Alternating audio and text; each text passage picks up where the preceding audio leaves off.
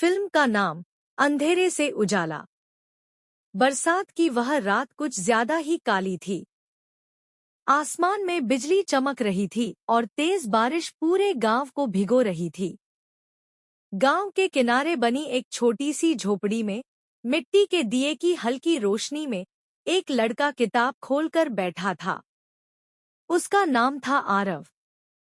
कपड़े पुराने थे, हाथों में मेहनत के निशान थे, लेकिन आंखों में एक अजीब सी चमक थी, सपनों की चमक। झोपड़ी का दरवाजा खुला। उसकी माँ सीमा अंदर आई। दिन भर मजदूरी करने के बाद उसका शरीर थक चुका था। आज काम नहीं मिला बेटा, सीमा ने थके स्वर में कहा, पर तू पढ़ता रह। शायद तेरी जिंदगी हमारी जैसी न हो। आरव ने किताब बंद की और मुस्कुराकर कहा, माँ, एक दिन सब ठीक हो जाएगा। मैं आपको इस झोपड़ी से बाहर निकालूंगा। सीमा की आंखें भर आईं। वह जानती थी, सपने देखना आसान है, उन्हें पूरा करना नहीं। सुबह हुई। गांव की कच्ची सड़क पर बच्चे हंसते खेलते स्कूल जा रहे थे। आरव भी अपनी फटी सी बैग लेकर स्कूल पहुंचा, लेकिन गेट पर ही उसे रोक लिया गया। फीस नहीं जमा की, अंदर नहीं जा सकते, स्कूल का क्लर्क रूखे स्वर में बोला। पीछे खड़े कुछ बच्चे हंसने लगे। आरव का सिर झुक गया। वह बिना कुछ कहे वापस मुड़ गया। उसी समय स्कूल की टीचर मीरा ने यह सब देख लिया। उन्होंने आरव की कॉपी उठाई और देखते ही चौंक गईं। सवालों के जवाब सिर्फ सही नहीं थे, बल्कि समझदारी से लिखे गए थे। इतनी अच्छी लिखावट और दिमाग, मीरा ने खुद से कहा। उन्होंने मन ही मन तय कर लिया, यह बच्चा पढ़ेगा, चाहे कुछ भी हो। गांव में सबसे बड़ा आदमी था रघु सेठ। पैसे और ताकत का घमंड उसकी आंखों में साफ दिखता था। उसकी नजर उस जमीन पर थी जिस पर आरव की झोपड़ी खड़ी थी। एक दिन वह अपने आदमियों के साथ आया। यह जमीन मेरी है, सेठ ने अकड़कर कहा, खाली कर दो। सीमा ने हाथ जोड़कर कहा, सेठ जी, हमारे पास जाने को कहीं नहीं है।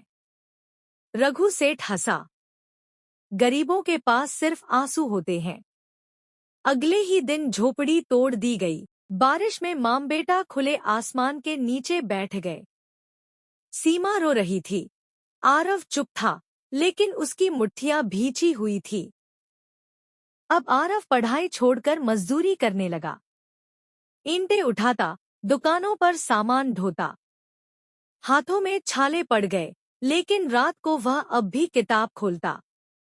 एक दिन सीमा ने कहा, मेरे कारण तेरा भविष्य खराब हो गया बेटा।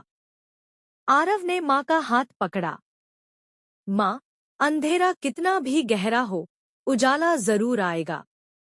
मीरा मैडम को जब यह सब पता चला, तो उन्होंने आरव का नाम एक राज्य स्तरीय प्रतियोगिता में भर दिया। इनाम था पूरी पढ़ाई की स्कॉलरशिप।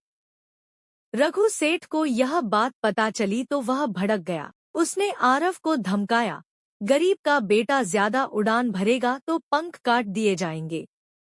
आरव डरा, लेकिन टूटा नहीं। परीक्षा का दिन आया। आरव ने फटे कपड़ों में ही परीक्षा दी, लेकिन जवाबों में उसका आत्मविश्वास साफ था। कई हफ्तों बाद गांव में घोषणा हुई। सरपंच खुद माइक लेकर बोले, पूरे जिले में पहला स्थान आरव ने प्राप्त किया है। गांव सन्न रह गया। मीरा मैडम की आंखों में खुशी के आंसू थे। सीमा जमीन पर बैठकर रोने लगी, इस बार खुशी से। रघु सेठ का सिर शर्म से झुक गया।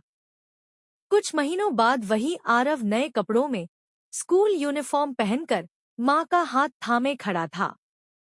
उनके पास अब पक्का घर था, इज्जत थी और भविष्य था। आरव ने आसमान की ओर देखा और धीमे से कहा, अंधेरा हालात होते हैं, किस्मत नहीं। अगर आपको हमारा वीडियो पसंद आया हो तो चैनल को कर लेना ताकि ऐसे ही मनपसंद कहानियाँ देखने के लिए जुड़े रहे।